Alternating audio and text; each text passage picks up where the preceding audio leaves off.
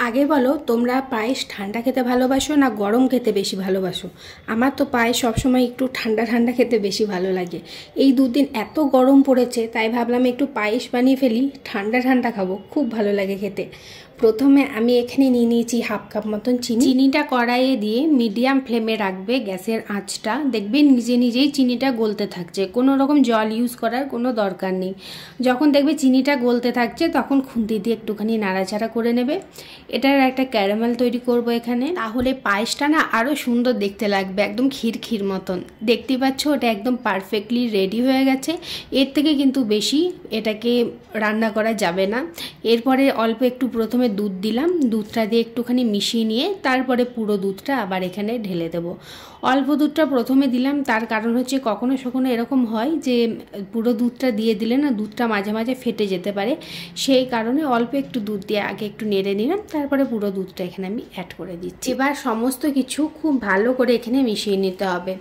নিচে যে ওই চিনির যে ক্যারামেলটা তৈরি করেছি না, এখনও দেখবে ওটা একটু এরকম গোটা গোটা আছে, তবে যখন দুধটা ফুটে উঠবে তখন এটা নিজেই গলে দুধের সঙ্গে সুন্দরভাবে কিন্তু মিশে যাবে। দুধটাকে ফুটিয়ে একটুখানি আমি গাঢ় করে নেব। এখানে আমি 1 litre full fat milk use করেছি, তো তোমরা চাইলে গরুর দুধও এখানে ইউজ করতে পারো। এরপর আমি এখানে সিমুই নিয়ে নিয়েছি।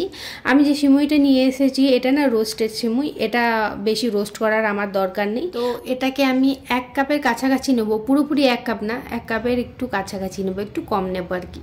এবার একটা প্যান বসিয়ে দিয়েছি আমি, আর অল্প একটু ঘি দেবো। এই সিমুইটাকে হালকা একটু রোস্ট করবো, ওই 2 মিনিট মতন, তার বেশি না, যেহেতু এটা রোস্টেড সিমুই সেই জন্য। তোমরা যদি সাদাটা ইউজ করো, যতক্ষণ না কালারটা এই আমার রোস্টেড সিমুইয়ের মতন আসছে ততক্ষণ কিন্তু এটা ঘিয়ে, ওটা সাদা সিমুইটা ঘিয়ে ভেজে নিতে হবে। এরপর আমি 2 মিনিট এটাকে একটু ভালো করে ঘিয়ে একটু নাড়াচাড়া করে নিচ্ছি। এটা না ঘিয়ে নাড়াচাড়া করলে একটা সুন্দর গন্ধ আসে, খুব ভালো লাগে। এই দিকে দেখতে পাচ্ছ দুধটা অলরেডি গাঢ় হয়ে গেছে, আর সিমুইটাও 2 মিনিট আমি এখানে রোস্ট করে নিয়েছি। এবারে আমি সিমুইটা দুধের মধ্যে অ্যাড করে দিলাম, আর তারপরে সিমুইয়ের সঙ্গে দুধটাকে একটুখানি ভালো করে এখানে আমি ফুটিয়ে নেব। দুধের কালারটা দেখতেই পাচ্ছ কত সুন্দর এসেছে, একদম ক্ষীর ক্ষীর মতন, তাই না? তোমরা অবশ্যই একবার এরকম করে ট্রাই করে দেখতে পারো, খুব ভালো লাগে খেতে। আমি এখানে একটু ড্রাই ফ্রুট দিয়ে দেবো।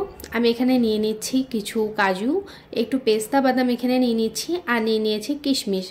তো কিশমিশটা আমার খুব একটা বেশি পছন্দ না, ওই জন্য অল্প করেই নিয়েছি। এবার প্যানে একটুখানি আমি দিয়ে দিলাম ঘি, আর তারপরে কাজু, পেস্তা বাদাম আর কিশমিশটাকে এখানে অ্যাড করে দিলাম। এই ড্রাই ফ্রুটগুলো না আমি অল্প একটু কেটে কেটে নিয়েছি।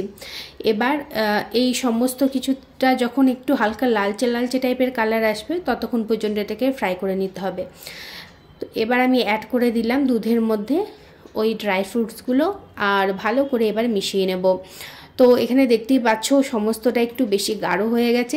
তো আমি না এটাকে গ্যাস থেকে নামানোর পর যখন ঠান্ডা হয়ে গেছিলো, এটা আরও গাঢ় হয়ে গেছিলো। আমি আরও 1 কাপ দুধ এখানে গরম দুধ অ্যাড করেছিলাম, আর 1 টেবিল চামচ আমি চিনি অ্যাড করেছিলাম। তারপরে ভালো করে মিশিয়ে আমি ফ্রিজে রেখে দিয়েছিলাম 3 থেকে 4 ঘন্টা মতন। আর তারপরে আমি ঠান্ডা ঠান্ডা এখানে সার্ভ করে দিচ্ছি পায়েস। একদম অসাধারণ লাগে খেতে। আর তোমরা মিষ্টিটা না তোমাদের হিসাব মতন দিও, আমি একটু কম মিষ্টি পছন্দ করি পায়েসে, আমি বেশি একটা মিষ্টি দিই না। এবার সুন্দর করে সাজিয়ে পরিবেশন করে দিলাম ঠান্ডা ঠান্ডা পায়েস। সাজিয়ে পরিবেশন করলে না টেস্টটাই একটা অন্যরকম লাগে, আরও বেশি মনে হয় খিদে পেয়ে যায়, ওই চোখের খিদে বলে না, ঠিক ওরকমই। তো ভিডিও ভালো লাগলে অবশ্যই লাইক কমেন্ট শেয়ার করতে ভুলো না। ফেসবুক পেজ থেকে দেখে থাকলে পেজটা ফলো করে দিও, আর ইউটিউব চ্যানেলটাও সাবস্ক্রাইব করে দিও।